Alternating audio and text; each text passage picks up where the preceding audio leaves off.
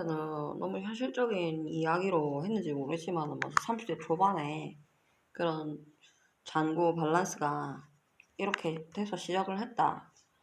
그러면 뭐 한 달에 최소한 150 정도 쓰면서 버티다가 그 다음에 8월 초순에 무슨 개인적인 일이 있어갖고 한 2, 300 정도가 지출돼 버렸다. 그러면 남는 디파짓이 밸런스가 어떻게 됩니까? 거의 제로에 수렴하는 상태가 돼버리죠. 가까운 상태가 돼버립니다. 그리고 이제 15일날 계약이 완료되고 이제 전부 이렇게 원고를 송고를 했는데 그러면은 이게 계약이 완료됐다고 이 시점에 바로 돈이 들어오는가? 라고 하면 절대 아닙니다. 우리나라 출판계가 그렇지 않아요. 그 계약서에 따라서 틀린데 보통 통상 이쯤 되면 이제 뭐 얼마씩 나눠서 분할로 지급을 하겠다 뭐 이런 계약 조항이 다른 경우가 많아요. 그러면 이때쯤 해가지고 한 일주일이나 2주일 있다가 한 50만 원 들어옵니다. 난리 났죠. 이제 갖고 있는 돈은 다 썼고 책은 나온다고 즐거운데 이제 또 잔고는 바닥을 기게 됩니다. 그러면은 이제 무슨 사람이 이제 무슨 일이 있냐면 출판 번역을 한다고 뭐 집에서 다 얘기해놓고 해놨는데 이제 잔고는 딸막딸막하죠. 8월 15일, 8월 20일경의 사태입니다. 8월 20일경의 사태. 뭐 돈은 뭐 출판사에서 영세한 출판사가 많으니까 매출이 일어나면 또 더 보내주겠다. 갓 출고한 상태니까 뭐 그렇게 매출이 일어날 일이 없죠. 그렇게 얘기가 나옵니다. 그럼 뭐 한 50 받고 다음 달에 남은 거 50, 100 받고 뭐 이런 식으로 들어와요. 50 받고 80 받고 뭐 이런 식으로 들어와요. 찔끔찔끔. 그러면 이제 어떻게 되냐면은 8월 20일경에 모든 작업은 끝났지만 나한테 들어오는 돈은 없어요. 그러면은 새 작업을 찾든가 아니면 다른 일을 찾든가 해야 되겠죠. 자, 여기서 중요한 포인트가 이겁니다. 새 출판사에 컨택해가지고 새 작업에 들어가기에는 우리나라에 영어를 잘하는 사람이 너무 많아요. 난다 긴다 하는 번역가들도 이렇습니다. 그래서 시간이 자라지 않고는 곧장 새로운 작업이 투입되는 경우는 거의 없어요. 그러면 이제 다른 일을 찾아야 되겠죠. 다른 일을 찾아야 되는데 이게 어떤 사태가 벌어지냐면 이런 사이클이 이렇게 해서 뭐 어떻게 일을 해야지 이러고 이제 조금 쉴 거 좀 쉬고 이러다 보면 9월달 되고 뭐 9월 중순 되고 이러다 보면은 이제 취업을 해야지 이러고 다시 새로 이제 뭐 학원 가나 뭐 언어를 잘하는 사람들이니까 뭐 회사나 이렇게 두드리게 되면은 이때쯤 또 한 달이 경과해 있습니다. 생활비는 계속 지출이 되고 있겠죠. 그러면은 저 같은 경우는 예전에 학원가로 많이 빠졌었어요. 학원에 가면 무슨 소리를 듣냐면 이미 신지가 6월달부터 집에서 푹 쉬었죠. 푹 쉰 건 아니고 왔다 갔다 했지만 도서관에 왔다 갔다 했지만 그렇게 사회적으로 긴장된 텐션을 가지고 일하진 않았습니다. 그 학원에 갔더니 이렇게 얘기하더라고요. 아우 뭐 선생님 이렇게 묵은지같이 푹 사가지고 왔어요. 이렇게 현실입니다. 현실. 장고는 점점 바닥을 기고 있죠. 그리고 우리나라의 그 모든 그 직업군은 일을 한 다음에 후불제로 돈을 받도록 돼 있어요. 혹은 여기서 1, 2, 3 새로운 작업에 투입이 된다. 그건 거의 불가능에 가깝죠. 그 다음에 다른 일을 찾는다. 새로운 작업이 나올 때까지. 이것도 좀 시간이 걸립니다. 왜냐하면 지는 여태껏 다 빼놓은 상황이에요. 그리고 새로 또 일을 찾는 게 그렇게 쉬운 일은 아니죠. 자, 마지막으로 세 번째입니다. 낙타가 바늘길을 뚫는다고 얘기하는 기획번역. 기획번역 하시는 분들 사이에서는 기획서가 통과하는 게 정말 낙타 말입니다. 카멜 커다란 낙타요. 낙타가 바늘길을 뚫는 것보다 힘들다고 하는 그 기획번역. 그 기획번역에 대해서도 나중에 말씀을 드리겠습니다. 저는 기획번역 통과한 적도 있어요. 있는데 이 기획번역이 통과해서 새로운 책을 작업에 본인이 기획을 해서 투입되게 될 수 있는 확률, 그것은 정말 이게 왜 화면이 왜 이래? 낙타가 바늘길을 통과하는 것보다 힘듭니다. 자, 그러면 어쨌든 우리는 가진 재화를 탕감해 가면서 찔끔찔끔 나오는 나중에 50이라는, 60이라는, 80이라는, 100이라는 그 지불 수단을 위해서 내가 기존에 가지고 있던 재화를 탕감해 가면서 버텼어요. 버텼는데 이제 이게 예전대로 들어오는가 하면 그것도 아닙니다. 뭐 한 달에 한 번 이렇게 띄엄띄엄 들어오는데 한 달에 50만 원으로 살 수 있습니까? 절대 힘들어요. 뭐 어영부영 하다 보면 한 달에 50만 원으로 살게 될 수도 있어요. 그러면 화가 나죠. 화가 납니다.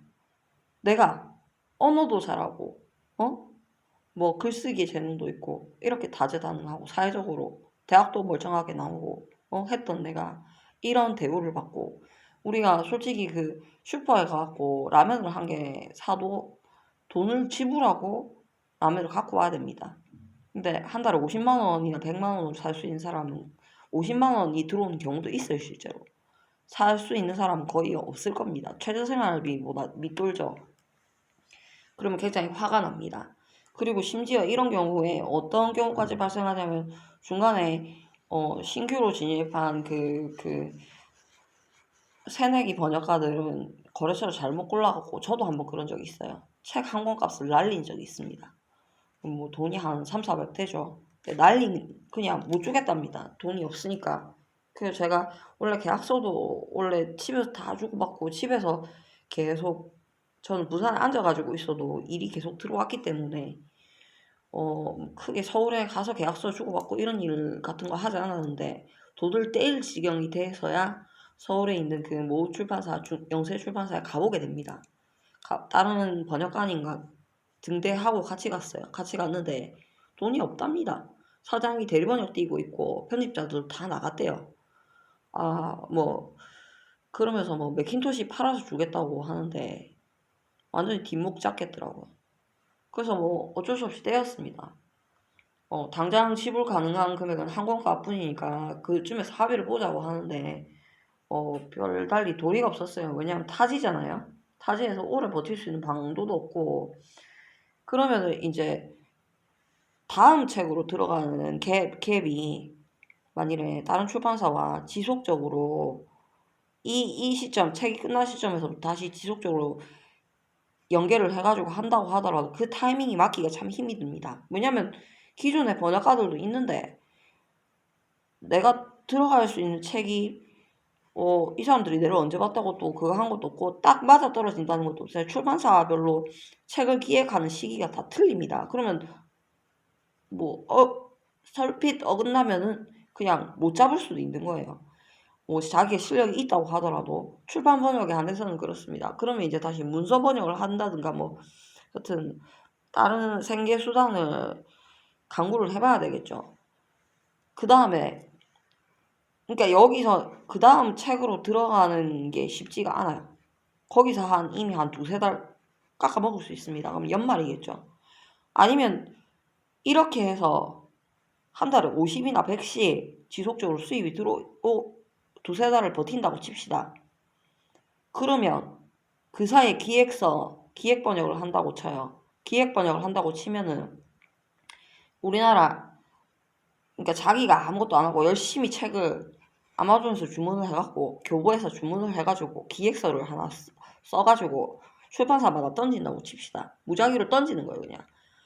그러면 그 기획서가 마땅한 책이 굉장히 특별한 해안을 가지고 있지 않은 한 그게 출판사에서 내가 던지면 던지는 대로 선뜻 받아서 이 기획서를 출간합시다 라고 하냔 말이죠. 아니요, 절대 그렇지 않습니다. 그 확률이 얼마만큼 된다고요? 낙타가 바늘 구멍을 통과하는 만큼. 여기에 대해서 나중에 기획서 작성하는 법에 대해서 알려드릴 수 있는데요. 일단은 출판사별로 그러니까 한 3, 40군데 정도 던졌던 것 같습니다. 저는. 근데 그 출판사와 컨셉도 맞아야 되고 가장 중요한 포인트는 이 책이 출간이 됨으로써 이 출판사에 막대한 이득을 가져다 줄 수 있을 것. 거기다가 다른 사람들이 기획한 책과 전혀 겹치지 않고 참신해야 될 것. 뭐 이런 정도의 조건이 있어요. 그러면은 요렇게 해서 뭐 어영부영 하다가 9월, 10월 됐고 생계는 막막해가지고 뭐 학원 따위에 취업을 하나 했다고 칩시다.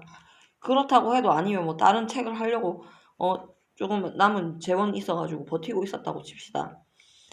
그러면 이렇게 허송세월하는 시간이 길어집니다. 이런 식으로 해서는 새 책을 만나기까지 다음에 1월, 2월 정도 돼서 꾸준히 컨택을 해가지고 한 권 얻어 걸르게 되는 수밖에 없는 거예요. 그래서 이것도 열심히 했을 때 벌어진 일들입니다. 이렇게 되니까 출판 번역가로 먹고 산다는 일이 그러면은 연수입이 어떻게 되는 거예요? 앞전에 저기 유튜브에 올리신 분 계시던데 뭐 자기가 뭐 3, 4천을 벌었는데 그중에 20% 정도밖에 안 된다고 그렇게 말씀하신 게 있더라고요. 그럼 이렇게 올인해가지고 출판 번역을 하게 되면 1년에 진짜 맥시멈 건져봐야 한 2권 정도 건질 확률밖에 안 됩니다. 그러면 그래봐야 돈 1,000만 원밖에 안 되는 거예요. 자, 이제 무슨 이야기인가 아시겠죠? 이렇게 사이클이 한 두 해, 세 해만 돌아가고 나면, 물론 이 과정에서 출판 번역을 잘 해가지고 또 만든 편집자를 만나가지고 새 책을 다시 만나게 되는 경우도 있지만, 다른 함정들도 또 있거든요. 가령 대리번역이라는 게 존재합니다. 우리나라 출판계에는. 대리번역이라는 게 있고 또 상업성이라는 부분이 있기 때문에 여러 가지 또 함정도 있어요. 그리고 또 요즘에는 그, 8월 말에 끝내가지고, 8월 중순에 끝내가지고, 새 작업에 들어가기 전까지 그의 경쟁 상대가 A, B, C, D, E, F라는 번역가만이 아니라 에이전시들도 존재를 해요. 에이전시랑 굉장히 많이 비교를 당합니다. 사실은 저도 저번에, 하기로 다 얘기가 돼놓고 성질나서 때려치웠던 게, 에이전시랑 비교를 해가지고 열받아가지고 제가 때려친 거거든요.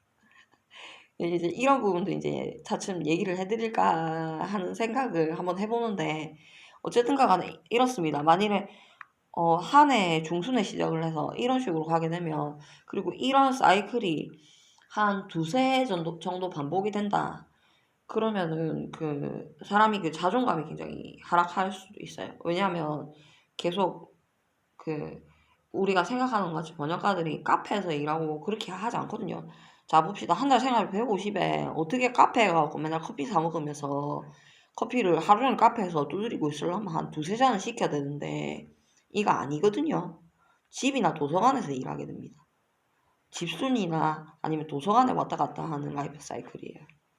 그렇게 해서 옷도 뭐 안 사고 그렇게 한 해, 두 해 지나고 나면 사람이 굉장히 좀 뭐라 해야 되지? 뭐 지적으로는 향상이 될지 모르겠지만 사회적으로는 굉장히 좀 약간 넉넉한 스타일로 변할 수도 있어요.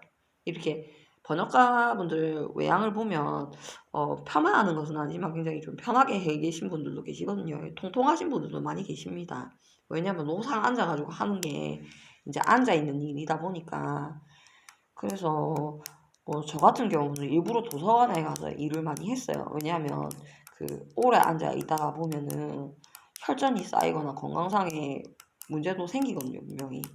그래서 일부러 좀 돌아다니면서 일을 하거나 그렇게도 했었는데 어쨌든 돈을 막 써가면서 커피숍에서 일하고 이런 것은 정말 좀 로망입니다. 뭐 집이 굉장히 부자면 모를까 이런 일은 좀 좀처럼 이루어지기 힘들어요. 그러니까 이것을 한 두 해, 세 해를 버티고 제가 생각하기에는 한 5년 정도를 버텨야 되는 것 같아요. 예, 그렇게 버텨야만이 책이 한 네다섯 권, 10권 막 이렇게 쌓입니다. 이 재수가 없는 해에는 한 해 한 권밖에 못 할 수도 있어. 그러면 어떻게 되냐면은 진짜 사람이 쪼잔해지겠죠. 왜냐면 우리가 사회적으로 성인이 되고 나면 돈을 쓰고 해야 될 자리도 있고 개인적으로 해결해야 될 부분도 분명히 생기는데 이러한 모든 부분에 있어서 결핍이 생기게 됩니다. 저는 번역가가 되고 나서 고기가 600g에 한 근이라는 것을 처음 알게 됐어요. 그리고 제가 한번 진짜 폭탄 발언도 한 적도 있습니다. 그렇지만 문제는 뭐냐면 이 일이 또 상당히 그 점잖게 이루어지는 일이기 때문에 우리가 또 번역이나 글 쓴다고 하면 사회적 체면과 지위 뭐 이런 것을 가지고 있다고 생각을 나름 그런 뇌피셜을 가지고 있기 때문에 절대로 15일 날 뭐 50만 원이라도 들어오기로 했는데 50만 원이 딜레이 됐다. 그렇다고 화를 낼 수도 없는 노릇이에요. 막 진짜 끌어오르는 분노, 억하심정을 참으면서 출판사에 전화를 한 통 넣죠. 입금이 늦어지네요. 편집자님, 입금이 늦어지네요. 좋은 이야기로 합니다. 그러면 뭐 편집자도 뭐 위에서 결제를 안 해주니까 어쩔 수가 없겠죠. 뭐 외주가 출판 버전만 있는 건 아니잖아요. 편집자, 교정, 뭐 교정, 교열 전부 다 요즘에 외주로 돌리니까 디자인이랑 그러면 뭐 책이 뭐 안 팔려서 그렇다든가 뭐 조금 기다려 보라든가 그러면 또 안 들어오면 꾹 참고 있다가 또 화도 못 내요. 또 전화할 수밖에 없습니다. 근데 그걸 전화를 자주도 못 하는 거예요. 왜냐하면 만에 하나 이 출판사랑 또 어떤 관계가 이어질지 모르는 거니까. 그러니까 내가 정당하게 받아야 할 대금이 들어오지 않고 있음에도 불구하고 하도 못 내는 상황이 돼버려요. 스스로 정한 그 사회적 지위 때문에. 그러니까 이 출판 번역은 제가 너무 돈 위주로 이야기를 설명을 드렸는지 모르겠지만 물론 이 베이스가 돼야 되는 이 기본의 베이스가 돼야 하는 것은 실력인 것은 맞습니다. 이 부분 많이 빼먹었는데 제가 맨 처음 했던 책이 건강서적이었어요. 건강서적이었는데 첫 번째로 건강서적을 해가지고 그게 통과를 했는데 그때 말도 안 되는 이야기를 들었어요. 전 처음으로 해본 케이스였는데 그때 번역가 30명을 제꼈대요. 어떤 신문사입니다. 그 책을 제가 제 친구한테 한번 처음 그거 했을 때 나왔을 때 얘기를 했어요. 이랬더니 이 친구가 웃으면서 그래요. 그딴 건강서적 누가 나왔다고 얘기하지 않으면 알지도 못할 그런 책. 이렇게 얘기를 했어요. 그렇지만 그렇게 아무것도 아닌 책에도 일단 생계 문제고 좋아하는 일을 하면서 생계를 유지하기 위해서 저를 제외한 나머지 그러니까 31명의 총 모두 토탈해서 그래도 번역을 한다는 사람들이 덤벼든 거였어요. 이 얼마나 참, 극악한 현실입니까?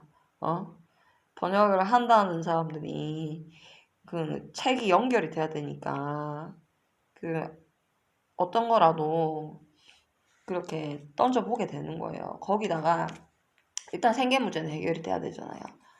거기다가